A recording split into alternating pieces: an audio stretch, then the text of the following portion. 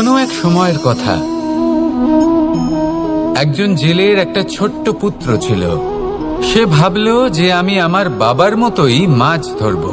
তখন সে একটা লাঠি নিল, তাতে দড়ি বাঁধল, আর সেই দড়ির মুখে যে কাঁটা বিঁধে থাকে তাতে চারা ঝুলিয়ে জলে ফেললো আর বসে থাকলো।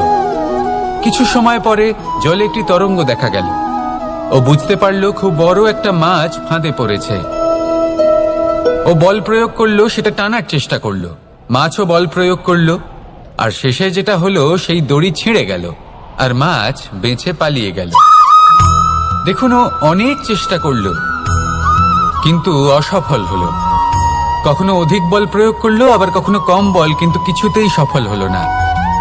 ও পঞ্চমবার প্রচেষ্টা করলো, না বেশি বল প্রয়োগ করলো না কম, ততটাই বল প্রয়োগ করলো যতটা পর্যাপ্ত, ঠিক ততটাই বল, যতটা বল সেই মাছ প্রয়োগ করলো।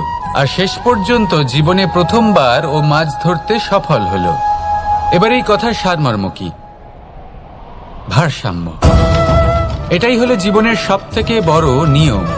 আমাদের সবার জীবনে সমস্যা রয়েছে, কখনো মন দিয়ে ভেবে দেখবেন।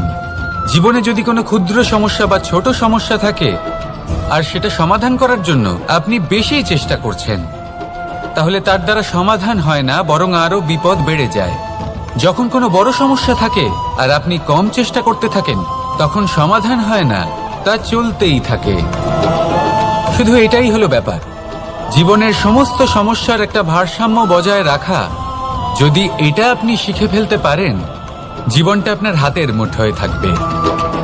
আসুন আমার সাথে ভালোবেসে বলুন, রাধা রাধা।